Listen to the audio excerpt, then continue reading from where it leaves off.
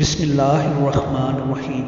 India کی state کتھیانہ Junagadh میں ایک سنگ تراش رہتا تھا جو حضور نبی کریم صلی اللہ علیہ وآلہ وسلم کا دیوانہ تھا۔ درود شریف سے اسے محبت تھی۔ کام کے دوران بھی وہ درود شریف پڑھتا رہتا تھا۔ درود شریف کی مشہور کتاب دلال الخیرات اسے زبانی یاد تھی۔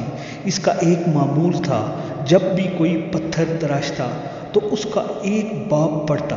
ایک دفعہ حج کے موسم میں قافلے مکہ مکرمہ کی طرف رواں دواں تھے تو اس کی قسمت کا ستارہ چمک اٹھا۔ ایک رات جب سویا تو دل کی آنکھیں کھل گئی۔ کیا دیکھتا ہے کہ مدینہ منورہ میں حاضر ہے اور حضور نبی کریم صلی اللہ علیہ وآلہ وسلم بھی جلوہ فرما ہے اور صحابہ کرام بھی جلوہ فرما ہے۔ سبز گنبد کے انوار سے فضا منور ہو رہی ہے اور مسجد نبوی کے مینار بھی نور برسا رہے ہیں، مگر ایک مینار کا کنگرا شکستہ تھا۔ اتنے میں حضور نبی کریم صلی اللہ علیہ وآلہ وسلم کے لب مبارک کو جنبش ہوئی اور الفاظ یوں ترتیب پائے: دیوانے وہ دیکھو، ہماری مسجد کے مینار کا ایک کنگرا ٹوٹ گیا ہے، تم ہمارے مدینہ منورہ میں آؤ اور اس کنگرے کو از سر نو بنا دو۔ جب اس سنگ تراش کی آنکھ کھلی تو کانوں میں حضور نبی کریم صلی اللہ علیہ وآلہ وسلم و صحابہ وسلم کے ادا کیے ہوئے کلمات گونج رہے تھے۔ مدینے کا بلاوا آ چکا تھا، مگر سنگ تراش کی آنکھوں میں یہ سوچ کر آنسو آئے: میں تو بہت غریب ہوں، میرے پاس مدینہ منورہ جانے کے وسائل کہاں ہیں؟ لیکن عشق نے ہمت دی، آرزو نے دلاسا دیا کہ تمہیں تو خود حضور نبی کریم صلی اللہ علیہ وآلہ وسلم نے بلایا ہے، تم وسائل کی فکر کیوں کرتے ہو؟ چنانچہ دیوانے نے رخت سفر باندھا اور اوزار سب کا تھیالہ بھی ساتھ بندھا اور کندھے پر چڑھایا اور پور بندر کے بندرگاہ کی طرف چل پڑا۔ ادھر پور بندر کی بندرگاہ پر سفینہ مدینہ تیار کھڑا تھا۔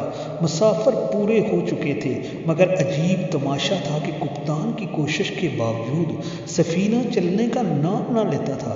اتنے میں جہاز میں سے کسی کی نظر دور سے جومتے ہوئے آتے دیوانے پر پڑی۔ لوگ سمجھے کہ شاید ایک مسافر رہ گیا تھا۔ جہاز گہرے پانی میں کھڑا تھا۔ دیوانے کو لینے کے لیے ایک کشتی آئی۔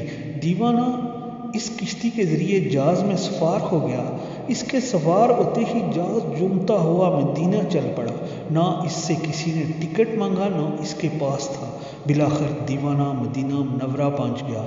اب دیوانہ جومتا ہوا روضہ رسول اللہ صلی اللہ علیہ وسلم کی طرف چلا جا رہا تھا کہ کچھ خدام حرم کی نظر دیوانے پر پڑی تو پکار اٹھے: ارے یہ تو وہی ہے جس کا حلیہ ہمیں دکھایا گیا ہے۔ دیوانے نے اشکبار آنکھوں سے سنہری جالیوں پر حاضری دی، پھر باہر آ کر خواب میں جو جگہ دکھائی گئی تھی اس کو دیکھا تو واقعی ایک کنگرا شکستہ تھا۔ اپنی کمر میں رسی بندھوا کر خدام کی مدد سے دیوانہ گھٹنوں کے بل اوپر چڑھا۔ اگر حضور نبی کریم صلی اللہ علیہ وآلہ وسلم صحابہ وسلم کے حکم نہ ہو تو عاشق گنبد و مینار پر جانے کی جرت تو کجا ایسا کرنے کے لیے سوچ بھی نہیں سکتا۔ اور حسب الارشاد کنگرا از سر نو بنایا۔ واہ رے دیوانے! دیوانے کی خوش بختی! جب دیوانے کی بےتاب روح نے سبز گنبد کا کٹ پایا تو بے قراری اور اضطراب بے حد بڑھ گیا۔ دیوانہ کام مکمل کر چکا تھا اور اب اسے نیچے آنا تھا، لیکن اس کی روح مضطر نے لوٹنے سے انکار کر دیا۔ جب دیوانے کا وجود نیچے آیا تو دیکھنے والوں کے کلیجے پھٹ گئے، کیونکہ دیوانے کی روح تو کبھی کی سبز گنبد کی رہنائیوں پر نثار ہو چکی تھی۔ دیوانہ دم توڑ چکا تھا۔ میرے نبی صلی اللہ علیہ وآلہ وسلم کے دیوانے بے شمار لاتعداد ان گنت پیار صلی اللہ علیہ وآلہ وسلم کو